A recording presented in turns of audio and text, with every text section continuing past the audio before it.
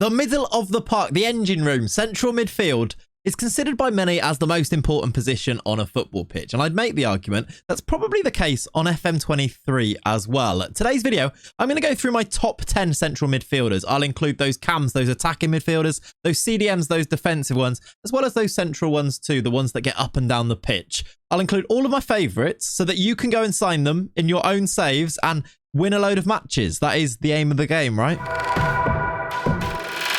Welcome back to the channel. Today's video is my top 10 central midfielders of FM23. Last week, I tweeted out this tweet and asked for some of your suggestions. There were so many responses, and I've taken them into account, and I've thought of my own experience with midfielders I've used in this year's game. And I think this list today, from number 10 to number 1, is going to be really, really useful for you. You can go and sign some of these players in your saves, and it's definitely going to improve you. Most of them are going to be pretty cheap. They're gettable, which is a word we use on this channel now. None of the players that I've included today are like the obvious ones. It's not Kevin De Bruyne, even though he's obviously be great if you could get him, right? They're players that you can go and get to bring into your team, and I think it's going to be useful.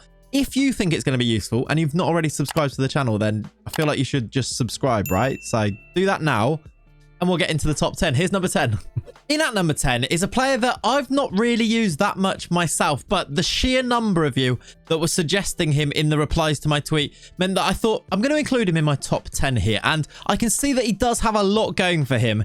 It's Arda Guler of Fenerbahce. Now, he starts off the game as a bit of a wonder kid. This save here that I'm using to showcase him is 3 years in, 2025 look, and you can see that he's starting to develop a little bit here. The reason that I've kind of swerved him so far is his physicals, yet I've seen some screenshots showing that these can really develop in time, and especially if you sign him early, I feel like you can create an insane central midfielder here, specifically a central attacking midfielder here. He's one of our more attacking options in this. In today's video, I'm going to try and include those cams, those CDMs, as well as those CMs, because we want a range, right? So you can go and find, there should be something for everybody in this midfield. Maybe I'll point towards maybe some of their better roles as well when we have a look at each profile. But Arda Guler in at number 10, you can see why he makes it. His technicals and his mentals are fantastic for a young player. It is just these physicals. He's got like he's not very strong. He's got 8 strength, and yeah, other than that, he's sensational, isn't he? He's great on the ball, the great technique, great flair, great first touch, in behind the strikers, almost like an Ongonch in there, or an attacking midfielder. He's going to do bits for you. You can bring him in pretty cheap as well. This is 3 seasons in when he's developed a little bit more as well. If I ask to speak to his agent here, it suggests that you could get him for between £11.5 million and £13.5 million. That is a bargain. His wage is really low as well. I think that makes him a worthwhile inclusion in our top 10 here. Arda Guler comes in at number 10. Let's move through to number 9. Number 9 is another wonder kid as well. It's Paul Wanner, who starts off the game at Bayern Munich. I'm feeling it's probably not just Wanner, the way you say it. It's the Bayern Munich wonder kid, another young player as an option here. And just look at the positions this guy can play. I have a feeling that Villarreal, where he's moved to in this save here, are going to play him maybe as a left back, because he's got the number 3. He's left-footed as well, but he's so versatile, and he can become so good. This is when he's 19 years old, 3 seasons in. He can become even better than this. He is a proper wonder kid on this year's game. And the reason, not only because of how good he is, have a look at these attributes, that I've included him in today's video, is that very, very often, and I've seen this happen quite a lot, you know, is that he will go on a free transfer around about 3 seasons, 2 or 3 seasons into the save. When that first contract expires at Bayern Munich, you can pick up Paul Wanner either on a free or pretty cheap as well, and you're getting yourselves a serious footballer. Loads of you said him in your suggestions on the tweet as well. Paul Wanner in this midfield, you can play him a bit further forward behind the strikers as well, but I think maybe just central mid. He's so well-rounded. I mean, maybe his defending is his lacking area. He's only got 7 tackling. Maybe this concentration, bravery, aggression in there. Maybe you don't want to play him as one of your defensive midfielders. But other than that, he's 6'1", got really good physicals, and he's going to develop so much more. This is just 19 years old, and he's already, look, what, valued at 63 million for Villarreal here. If he goes and gets a big move from here, this guy will explode as a fantastic player. Paul Wanner in at number 9. Have a look at number 8. Another wonder kid in at number 8. It's Fabio Miretti at Juventus. By the way, I'm trying to show you an authentic representation of how good these players are going to be if you're going to go and sign them in your saves, because I could show you them at their absolute peak, but maybe that's a little bit unrealistic. I've just chosen a save file that I've played. It's my Lyon rebuild save from the rebuild video, and just to show you 3 seasons in what they can become like, but without too much TLC, without me making them become as good as they can be. Miretti here, look, 3 seasons in, 21 years old. It's a great midfielder and so cheap if you wanted to pick him up. Still only on £10,000 per week, making him gettable, which is a word we use, but really, really well-rounded. Can play as that advanced playmaker role, something like that in there. Maybe even a little bit deeper, the roaming playmaker. I really like that role this year too. Or even in behind the strikers. Let's ask his agent how much he would cost if we wanted to buy him. 21 to 31 million. That's gettable for me. And I think you would not regret it if you did go and bring him in. Very well-rounded, up and down midfielder in that central position, I think. Fabio Miretti, loads of you said him in your suggestions too. You seem to enjoy signing him this year as well. By the way, also, if you have suggestions that I'm not saying here, by all means, get them in the comments down below, because I want to hear from all of you. Who is your favourite midfielder of FM23? And then if you don't like any of the ones that I'm showing as you're watching this, go and have a look in the comments too, because maybe there's 1 or 2 midfielders being suggested there that you could go and sign in your saves as well. Miretti's in at number 8. Let's have a look at number 7. Okay, in at number 7, I feel like I've broken one of my rules here. And if you feel like this, I'm sorry, but it's Jude Bellingham. One of my rules is that he's gettable, and I'm trying not to include the elite, right? I'm not including the likes of Kevin De Bruyne, for example, but I just feel like I had to put Jude in there. And I know that I get a load of comments saying Jude Bellingham if I didn't include him, because he is so good on this game. He's brilliant in real life, isn't he? But I've included him in at number 7 because, weirdly, I actually think he's more gettable, which is that word we keep using, than maybe he should be. For example, I signed him in the Newcastle save that we did in like the 3rd season, and he was happy to come to Newcastle. So maybe, just maybe, he's that little bit more gettable than he should be. And I've decided to include him because just look how good he is. 20 determination is just, I mean, insane. But look, there is no gaps to his game. He could play any of the roles as well. If you want him as a Metzala, if you want him as a DM, if you wanted to play him as a shadow striker, you could do all of those things. I mean, it's Jude Bellingham. I don't need to tell you much more about him. I mean, is he interested in Lyon right now? See, look, this is what I mean. He would cost an absolute arm and a leg, but he would join Lyon from Dortmund. So maybe we're ruling him out as a possibility to sign when you could go and get him in your saves. At least go and test the waters. If you've got the money, 110 to 131 million in this particular save, he might actually come and join you. He'd join Lyon. So maybe, just try it in your saves. Bellingham's in at number 7. Let's go through to number 6. I promise you they're not all going to be as expensive as this. I promise, okay? Number 6. For my number 6 midfielder, I've jumped over to the Newcastle save because my number 6 is James Maddison. I've chosen to go and show you him in this save here because he made an extraordinary difference when I brought him into this Newcastle team. He really did take us to the next level, and maybe I was a little bit shocked by just how good he ends up being. I mean, look at his profile here. He is so good. Maybe one of the more attacking options in this top 10. In behind the strikers as this number 10 type position, he is really, really effective. I played him as a shadow striker, actually, and found him to be really, really good. Have a look at the impact he had. Brought him in for £24.5 million. He scored 14 goals in the Premier League. 21 goals, all competitions. 5 assists too. That is so good from a midfielder. Obviously, I played him that a little bit further forward, but James Maddison, £24.5 million. Watch out for this in your saves too. If Leicester get relegated, he does have a relegation release fee of 24 million, which is a bargain for a player that is this good. He's quite expensive in terms of wages. I will give you that. He is not one of the cheaper options on this list, that is for sure. But in terms of just getting pure numbers out of a midfielder, he won't let you down. James Maddison is really, really effective. He's also really good off this right-hand side, weirdly, even though he's right-footed too. Use him there if you fancy it as well. He's quite versatile in that regard, but I love him. Really, really good. He scores so many goals. He linked up with Alexander Isak in this save brilliantly. Really, really good. James Maddison in at number 6. Now it's time for the top 5. And I'm staying with the Newcastle save for my number 5 midfielder. It's Manu Kone, who, if you watched any of this Newcastle save, you'll know how effective Manu Kone was when we brought him in. I was hell-bent on trying to make sure we got him to the club. He was my number 1 target for a long time, and I think I was correct when I did manage to bring him in. He's turned into this look. 3 seasons in at this stage, he is just a powerhouse in that central area, playing a little bit deeper if you want him to. But likewise, I played him further forward as a centre midfielder quite often, actually, and he gets up and down that pitch. He's a little bit of a goal threat as well, which maybe you wouldn't expect. 6'1" though.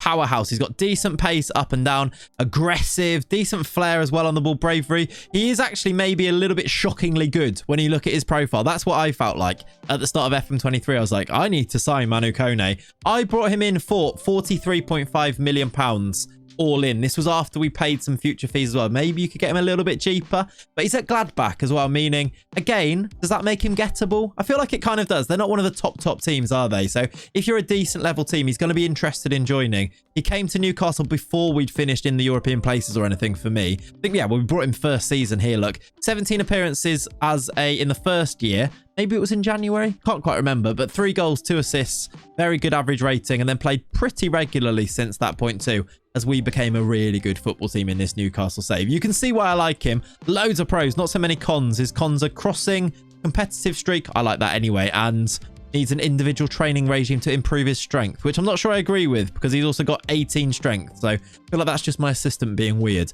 Manu Kone, though, in at number 5, brilliant midfielder. Number 4, Renato Sanches. I'm still very much on the Renato Sanches train, by the way, which I feel like has left the station for some of you a long time ago. On FM23, though, he's so good. Really, really good. Look at his profile here. He is a lot of the things that I look for in a midfielder. He doesn't have the height that I'd maybe look for, but his ability to get up and down the pitch, the work rate, the stamina, really, really important. But he's also quick. He's got acceleration and pace in there, 15 and 14. Determined, aggressive, brave, great technique if you give him the ball to. His passing's good at 15. This is 3 seasons in. He's ended up at Arsenal in this save. Have a look at the value that he ends up getting as well. I bet they got him for an absolute bargain as well. He moved there for £18 million. There it is, right?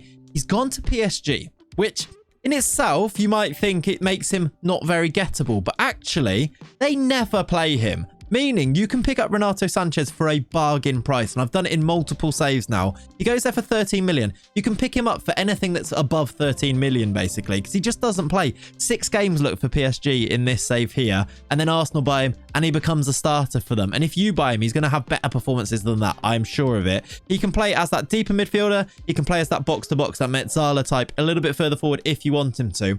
He won't let you down. He's really, really affordable, gettable, and consistent and great. Go and sign him because I really, really like him. And he's maybe one that goes under the radar a little bit because he's got this career where he was supposed to be the next big thing and then just hasn't been, has he? But you can get him in your FM23 saves and you won't regret it. In at number 4, Renato Sanches. Go and sign him. Let's go through to this top 3. Number 3 is Moises Caicedo. I've signed him in this Newcastle save here, and I'm sure loads of you have already signed him in your saves, right? This year, seems to be the next big thing in real life. Brighton have created a brilliant midfielder in there, and they've got this real talent for spotting talent, haven't they? Moises Caicedo seems to be the next one of those. A big move from Brighton, maybe coming up in the future too. I signed him in my Newcastle save, and I was not let down by how good he has been for me. His physicals are so good. Look at this acceleration, and the pace is good. Natural fitness, stamina, which I look for, of course. Tackling and passing. He's great for that deeper role for me. If you play him as like a DLP on defend, he can tackle as well as pass, which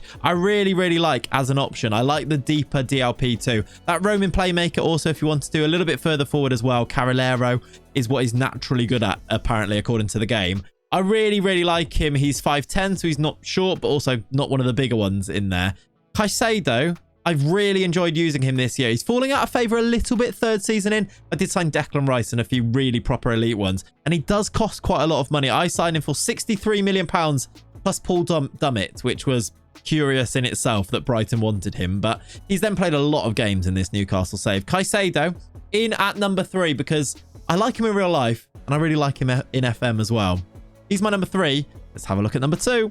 In at number 2, and it wouldn't be a list of my midfielders. It wouldn't be a Clayts video if there wasn't a mention of this man here. It's James Ward-Prowse. I couldn't not include him. And he's just really, really good again in Football Manager. He's great in real life, of course, as well. But James Ward-Prowse makes my list in at number 2 for central midfield because look at him, man. Look at those 20s in his profile. He's got 20 corners, 20 free kicks. But more importantly than those set pieces, which are obviously important and can be a real asset to your team, He's got the fitness, the stamina, the work rate that makes him the ultimate box-to-box midfielder. He will get up and down and be all action in your midfield, which is priceless. If you're trying to build a bit of an action-packed midfield, which I do like to have in my teams, James Ward-Prowse will just not let you down. And also, the fact that he plays for Southampton and the likelihood of them being relegated in FM23 being so high makes him very, very gettable, which is our favorite buzzword, right? I feel like that's going to annoy people. I'm sorry if that's annoyed you, but he is gettable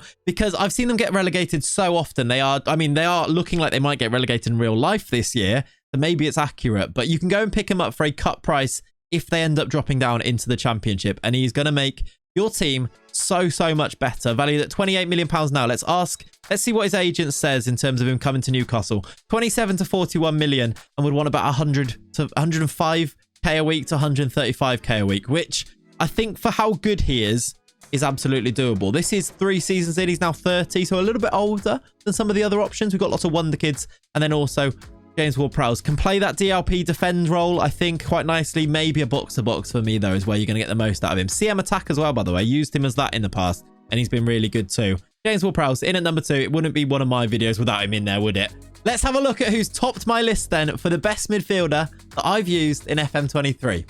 And at the very top of my list is this man here. It is Khephren Thuram. He is my type of midfielder. Let me tell you that. He starts off the game at Nice, which is where he's still at actually in this save here. And he is my type of midfielder because he is big, tall and strong. 6'4", young as well, now 24. So he starts the game at 21 years old at Nice, making him, there it is, gettable. And I really like him. I've signed him a few times now, and every single time he just delivers. He is the absolute business. And I mean, let's see if he's interested in Newcastle here in this save.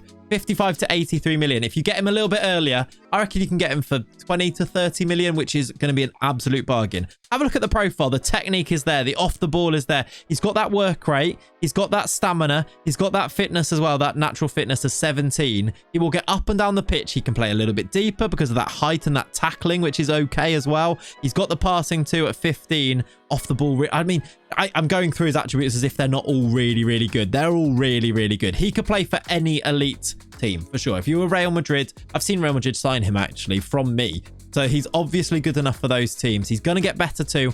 Isn't going to want an arm and a leg in terms of wages too. In 3 seasons in here, he's on 58k. He starts off lower than that as well. He's not actually made his France debut on this one, but I'm sure he will go on to do that. Khephren Thuram is a real asset if you're going to bring him into your midfield. He's made my list at number 1. I really like gets into the opposition area as well. If you want to play him like a CM attack, you could definitely, that could be a really useful trait to do that as well.